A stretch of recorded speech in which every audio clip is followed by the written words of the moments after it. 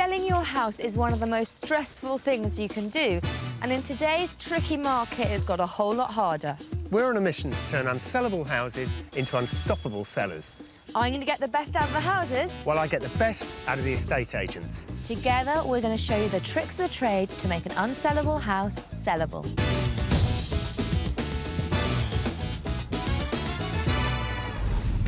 Coming up in today's programme, Sophie has her hands full with a country home that needs a lot of work. I find it extraordinary. I'm a bit daunted, to be honest. There is a lot of work to do to this kitchen. And I've got to persuade a local agent to sell the property's special features as much as the house.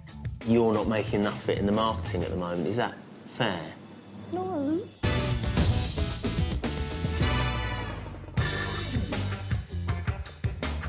We're in Kent, the Garden of England, where a country cottage in Sittingbourne is in desperate need of a buyer. Today's unsellable seems almost too good to be true. It has 3 bedrooms, 1.2 acres of land and 6 stables. It's been on the market for 8 months, starting at $440,000, but with no offers, it has been reduced to $395,000. Despite the beautiful view and an equally appealing price cut of £50,000, this house has failed to sell. Something's obviously not going according to plan. From the outside, it looks like a safe bet, so I'm going to go inside and see if the owner needs a wake-up call. And I'm going to head into town and find out why this sale has fallen at the first hurdle.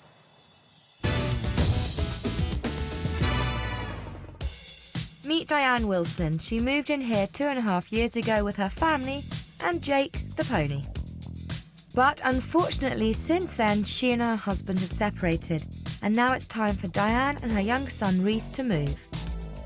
My husband and I bought the Nook. We wanted a place where we could have some land, you know, somewhere for the children to play, and somewhere to keep the pony. So this place seemed ideal. But since we've separated, and now having this house, you know, with all this land as well, is a bit too much for me. So 8 months ago, Diane put her home on the market. Unfortunately, her renovations are only partially complete, and there's been no sale.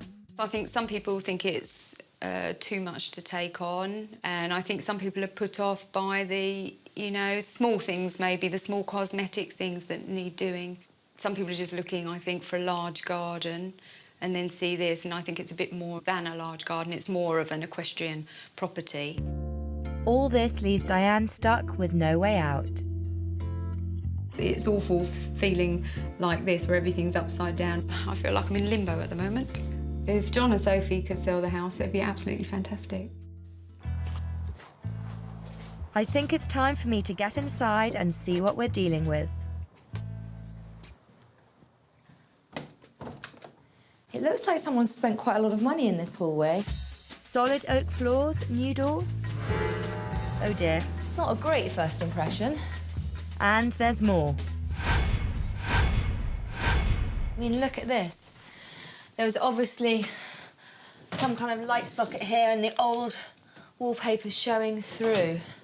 It's just grubby, full of toys, and with wires hanging down from the ceiling. But the biggest no-no in this room is presenting it as a single, when buyers need to see a double. Who knows what the kitchen holds? Well, the first thing you notice in here is the carpet. Carpets in kitchens is a huge no-no. I mean, look at all these stains here. This is just day-to-day use. Why would anyone put a carpet in either a kitchen or a bathroom? It's crazy. And that DIY demon has struck again. They've left this. I find it extraordinary. And this. I mean, who wants to sit and stare at the fuse box when they're eating their breakfast? And this. It looks like they've put posters up on the wall with sellotape or something. They've ripped it off and the paintwork's come with it. I'm sure they can find somewhere else to put this. And what design mixes black leather and country wood? This kitchen is going to put off 90% of the viewers who come in. I'm a bit daunted, to be honest. There is a lot of work to do to this kitchen to get it up to standard. This one is going to need some thought. Exposed wiring, plaster showing, holes in the wall. That kind of thing puts buyers off, and that is why this house is unsellable.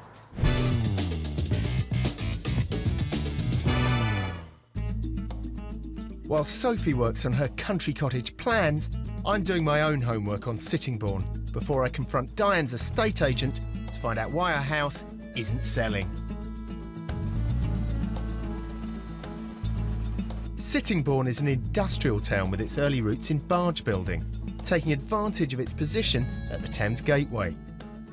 Today, it's home to 40,000 people and looks ideally placed to offer something for everyone, from the rural idyll on its doorstep to the coast nearby. Good road and rail links mean London is only an hour away. Add in the good schools in the area and the leisure facilities, and it's no surprise some 3,000 new homes are planned for the town centre, and the locals can vouch for this. It's very convenient for shops. The people are quite friendly. It's lovely being able to go to the coast in the evening. And what are the schools like? Are they any good?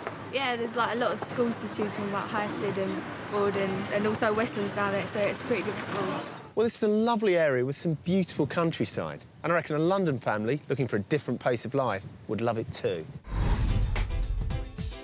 I think as a whole, Diane's property has lots of potential. With the right planning permission, the stables could be converted to other uses, although the equestrian market is quite hot at the moment. The house looks like it's got a bit of potential for increase as well, because all the other houses around here have grown upwards, so with the right planning permission, you might be able to add another floor to this house. But before any of that can happen, we're going to have to sort out this house. Time for a few home truths. First impressions are so important, and you can't get them back if they're bad impressions. Which leads me on to the door. What happened? Did someone try and kick it in? I mean... Well, it was my 16-year-old son said something was the other side of the door and forced it open. If the first impression they see is a door off its hinges, they might start looking for faults, whereas if they come in and it's completely faultless, then, you know, they're not on their guard. And I'm just getting started. I mean, there's toys everywhere. There's teddy bears. I used to have these moon shoes when I was little. Boing, boing. They're great. Because you've got these built-in cupboards here, and there's still all this stuff here, so it looks like you have a slight storage problem. Yeah. In the moment, you've got a single bed in, so we need to put a double bed in here so they know it's a double bedroom. Yeah. You're not responsible for the crazy, like, fitting and the aerial coming down from the wall. No, not guilty. Just need to give it a bit of TLC. Yes, I agree. That's what it needs. Not as much TLC, though, as the kitchen, so follow me. I'm going to make a wild stab in the dark and say you didn't carpet this floor. No, haven't touched the kitchen at all. No. Now, I just don't understand why anyone in their right mind would carpet a kitchen. And yet more loose cable.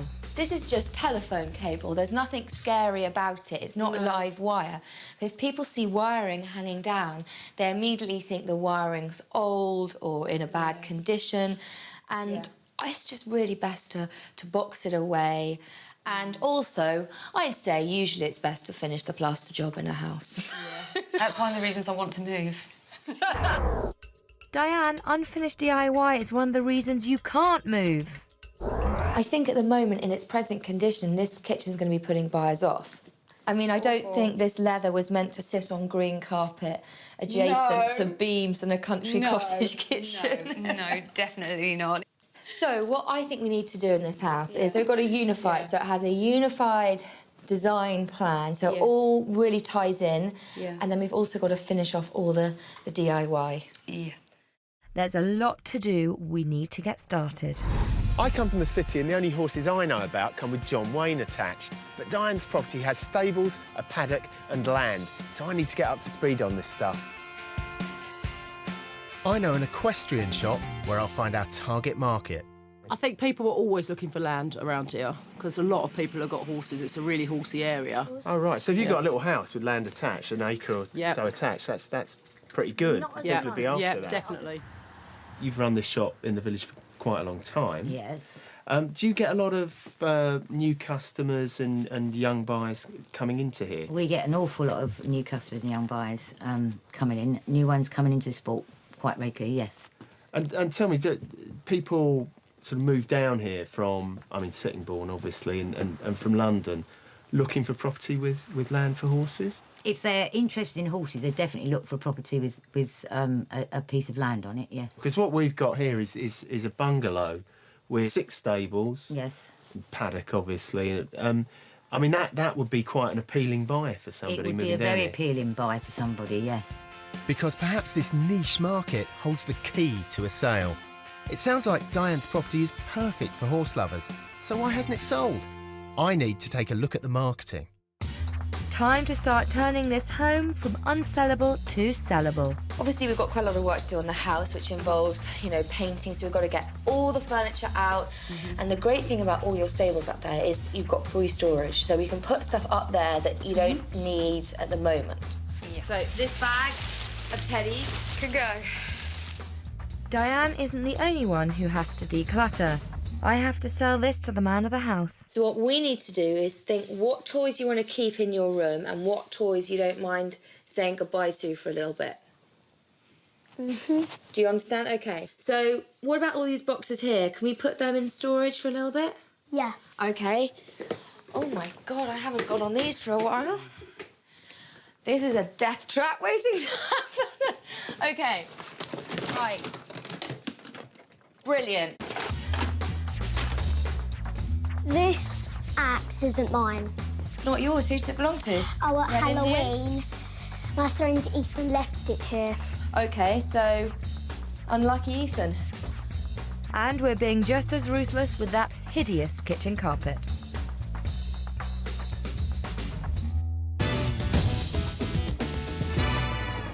Now, the property market is definitely slowing, but houses around here are still selling. Here's 3 that sold recently.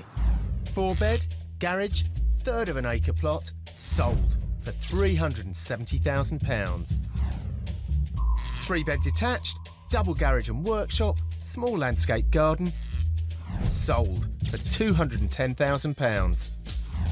And 3-bed Victorian semi, large sitting room, dining room and conservatory, sold in just 7 weeks for £412,500. We've decluttered Diane's house and now we're ready to get going with a design plan.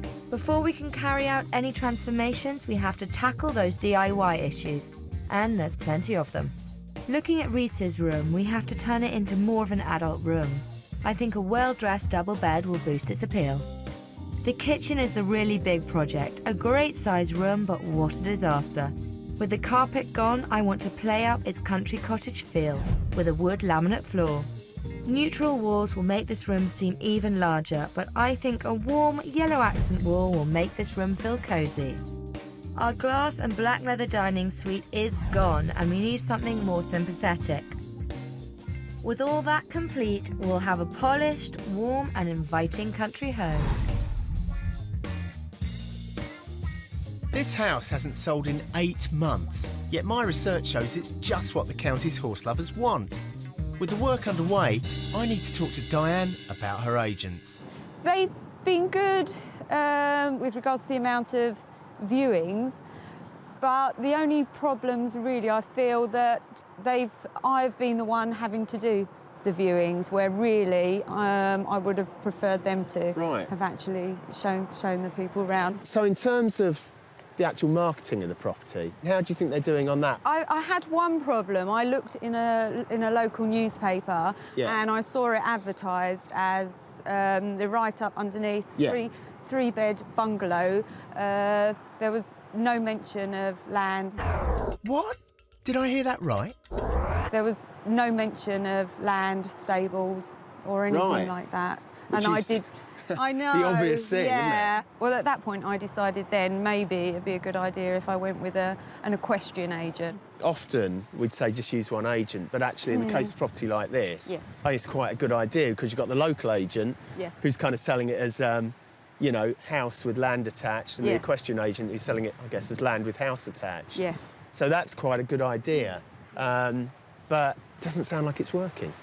Not at the moment, no. I think we've got a lot there to go to the agent with. Yes. And really try and get them focused again on, 1, what the property's got, and 2, the sort of people they should be sending round. and working a bit harder for you, really. Diane's local agent delivered most of the viewings, but we need to talk about how she's marketing.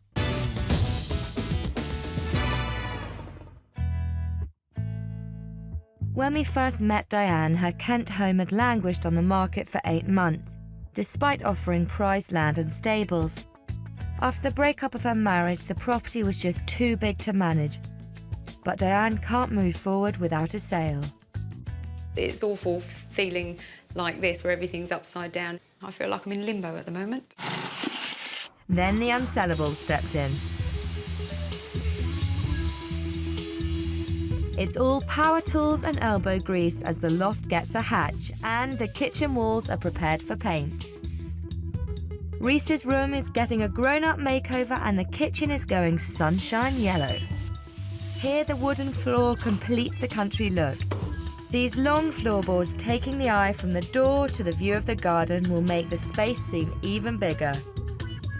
We're well on our way, but there's plenty more to do.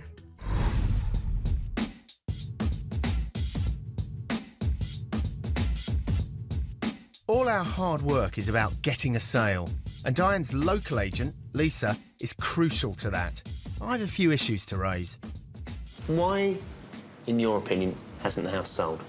The internal decor of the property has thrown up a few questions for people. On the face of it, it's a fantastic property. You don't expect it, and we don't necessarily sell the fact that it might need a little bit of updating to people when they're looking at details. How do you feel about vendors doing their own viewings? I think in some cases it helps because they can provide the answers to a lot of questions that we might not necessarily know. I don't like vendors doing viewings because it's really hard for somebody to go around somebody's house and say to the owner, I really hate what you did over there. I think you're the salesperson, you're going to do a better job than her. Much better for you to bolt on a bit of that knowledge to answer questions than to have somebody who knows a bit about horses trying to sell a house. Because she can't sell a house. She's not an estate agent, you know. Let's be honest. I mean, what's your feeling about the way the viewings have gone with Diane showing people around?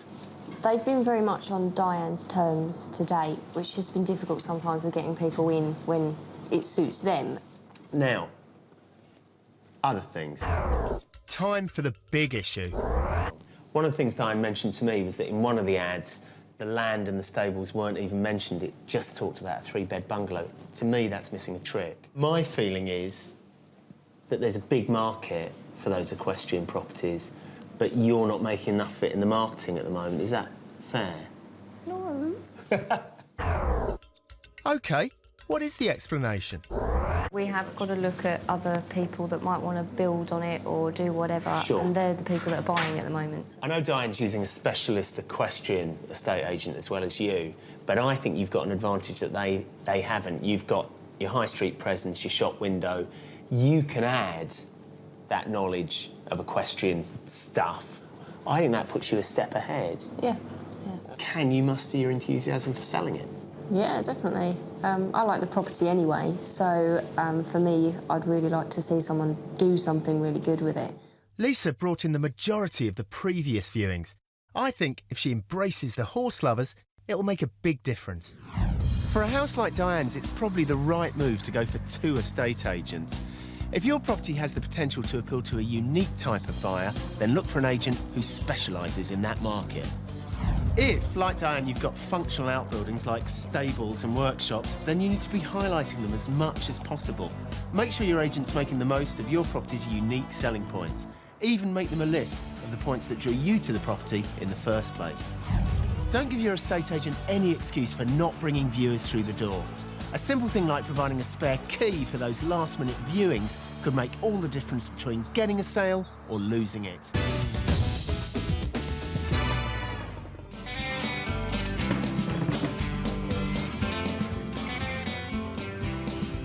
Getting Diane's house into shape was a big DIY challenge, but we've just a few finishing touches left. If you're decorating your house with a mind to sell, think of your target market. If your home's in the country, then a lot of buyers are probably going to want a bit of country charm. Think exposed beams and roaring log fires. And they probably won't like clean, clinical leather, stainless steel and glass. It's important that your home looks at its best, pristine and loved. No creases or crumbs. But don't forget those homely touches. After all, you're asking viewers to buy into a lifestyle, a country cottage lifestyle. It's just time for a quick catch-up. Ah, baby horse. It's a Shetland pony. I used to have one called Benji. It was a right little brute. So how's it going? It's going pretty well. And you see, I reckon a load of kids would love to have a pony in their back garden. Yeah. And now Lisa is targeting the horsey market. We could be a lot closer to a buyer. And I was thinking I might take up riding myself. I think it's a little small for you, John. The equestrian market's actually quite hot at the moment. And the good thing is now it's looking more like a country cottage inside.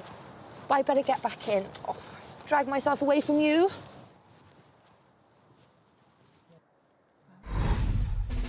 Diane Wilson's home offered so much from the outside, with land, stables and yard. But inside, it was a DIY disaster. 8 months on the market has attracted only a dozen viewings and no sale.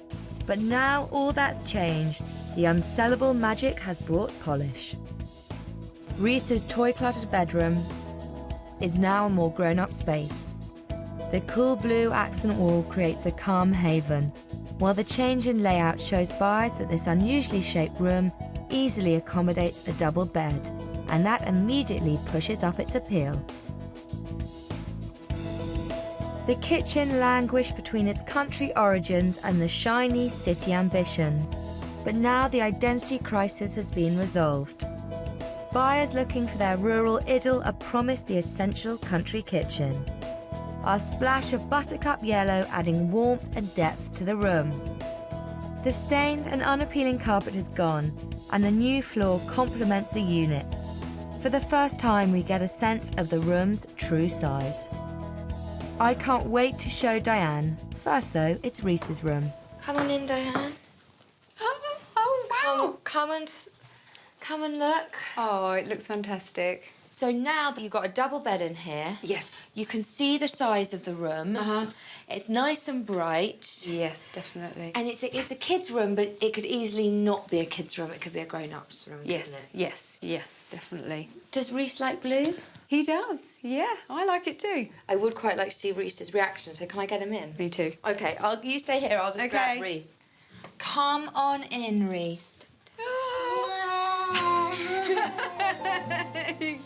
What do you think? Oh, it's cool. And everything's really nice and fresh and tidy. I like my bed. Yeah, that is a proper bed. So, come on, Mum. Let's go and see the new kitchen. Okay. Oh, wow. It looks great. Do you feel the two sides match now? I do. Yes, I do. It looks fantastic, and I love the floor as well. Yeah, because I was never too sure what I wanted to put on the floor, but actually seeing this, it works with the oak units. The biggest boxing in change, I think. Here's the fuse board. That looks so much better. That was another thing. As soon as people walked into the kitchen, they looked up and thought, like you said before, dodgy. And it looks so much bigger. I know it's a big kitchen anyway, but it just looks more spacious, definitely. So you're happy, Diane? Very happy. Fantastic. Yes. Looking forward to selling and moving somewhere with a smaller garden.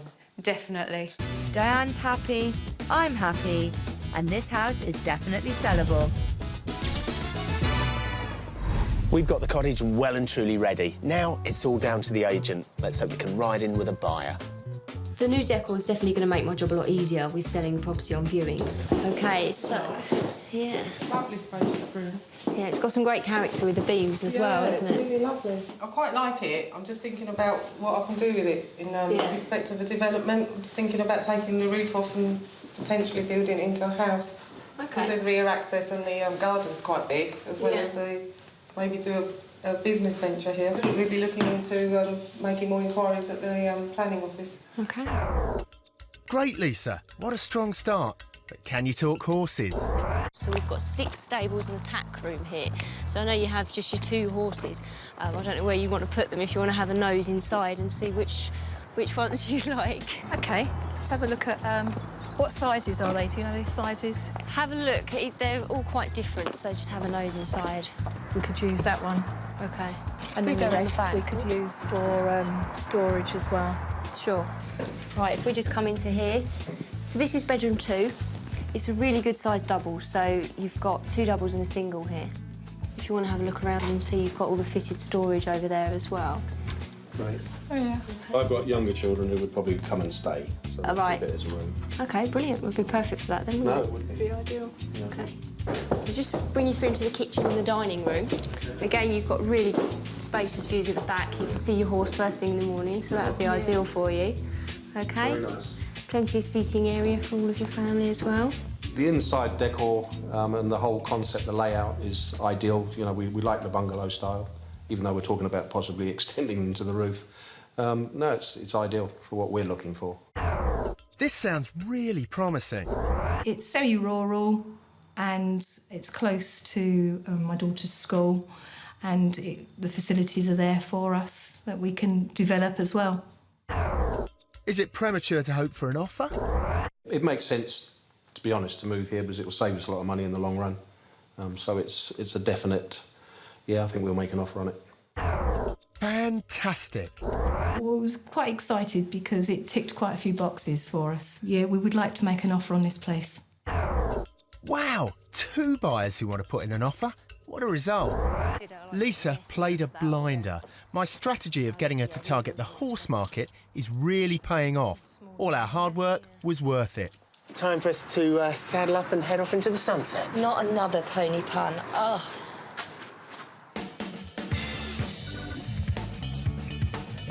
Four weeks later, and the visit from the Unsellables has changed everything. Diane's home attracted considerable interest, and our viewer was as good as her word, putting in an offer just below the asking price, which Diane has accepted. After 8 months without a sale, our makeover and marketing strategy has delivered, proving you can still sell in a slow housing market.